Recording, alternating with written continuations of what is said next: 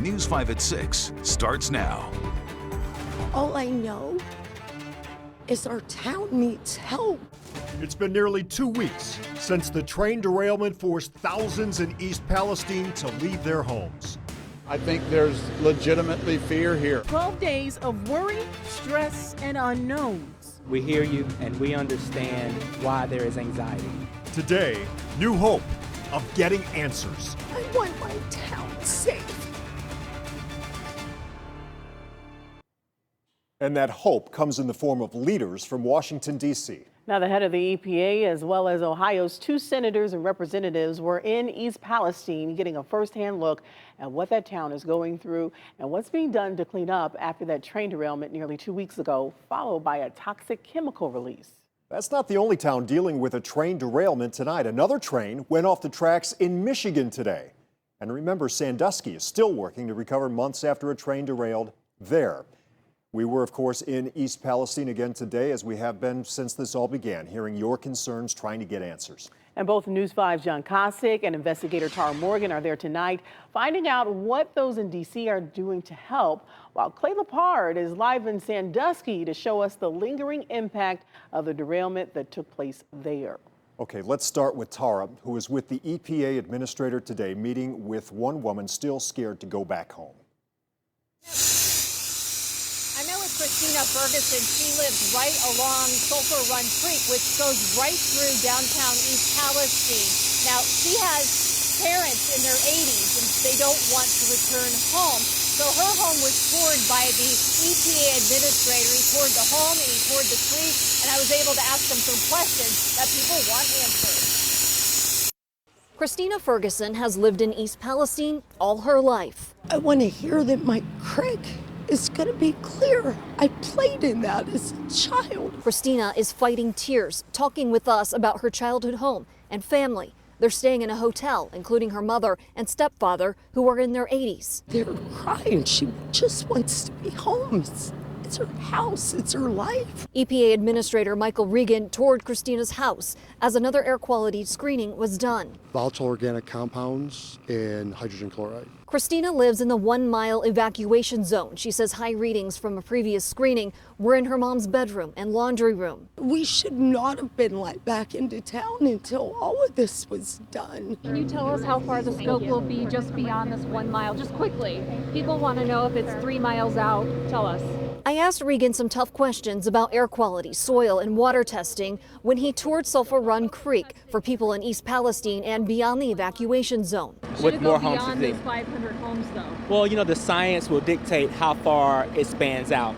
So we're trusting the science. What do you tell someone who's worried that they're going to die? For those who have some concerns, please reach out to EPA. Regan says the remediation work at Sulphur Run is standard practice. We've got booming here to try and keep the contamination, the sheen on top of the water from continuing downstream. The EPA says in the long term, they'll work on the shoreline for contaminated soil. We haven't had a rainfall yet, and we want to be able to capture anything if it comes out of the soil bank. We see you, we hear you, and we understand why there is anxiety. Christina wants the town back the way it was before the derailment and controlled chemical burn. Part of that includes her house thoroughly scrubbed before she returns. Wiping and cleaning from a hazmat crew, not a fire restoration. I have gases from that creek in my home. We asked the Ohio EPA director if any surface testing is happening. That testing is not currently being done in terms of surface testing by the state of Ohio. I think it's a possibility. Again, the EPA did indoor air quality screenings inside Christina's house for things like hydrogen chloride. Christina, I just spoke with her just moments ago. She told me today's readings were much higher than just 5 days ago. She said she was told it's safe, but she just doesn't believe it. Back to you. All right, Tara Morgan reporting live there from East Palestine, where they are running generators, trying to get things in check there.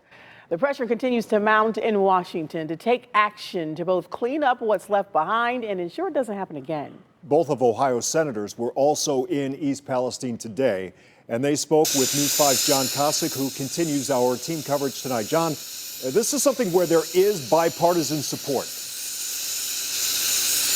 Ohio first for sure, Rob, no question about it. Look, they want three things, these two men do. They want this place to be made whole, they want Norfolk Southern to pay for it, and once the changes in Washington, to guarantee that this doesn't happen again. So key to the people of East Palestine.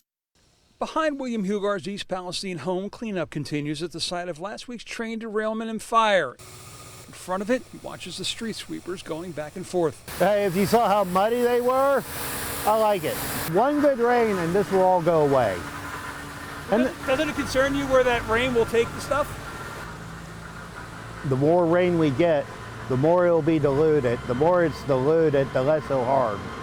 Nature can clean itself. Yes, William may not be concerned about the long-term environmental impact. We still don't have the disaster cleaned up, so we still have toxic chemicals seeping into the groundwater, seeping into the water supply. But as two U.S. senators are, both touring the site and meeting with residents seeking answers for them, fully aware of the wariness and saying they're from Washington and they're here to help. There's a lack of trust. There's a lack of trust of the EPA, of government. We know that. Count William among them, though he welcomes the visits. It says that they're beginning to care about us now. He wants them to make changes, starting with the ability to know what's on the trains that are once again running behind his house. We need to set up a website for all the cities and states so that we can look to see what's on the train. Senators Vance and Brown calling on the NTSB to update their definition of a high-hazard flammable train, which the one that derailed with the chemicals it had on it wasn't considered, something Governor DeWine this week called absurd. Not labeling this train high hazardous is one of the reasons why I think it caused problems. It's one of the reasons why the local community was not aware what was on the train in the first place when it crashed. Congress can legislate a solution to this problem, and that's exactly what I'm going to try to do. They're also calling on the NTSB and Federal Railway Authority to look at staffing and inspection issues that may have caught the problem here before the crash.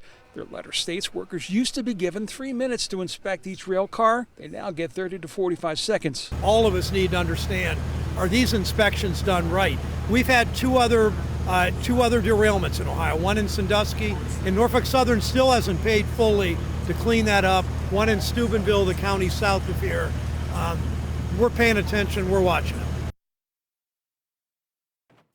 There was John Kosick reporting. Now, many of these are issues raised leading up to the recently averted National Railroad strike. Congress didn't act then. They appear poised to do something now. Senator Vance tells John that he looks to draft legislation now in the next couple of days.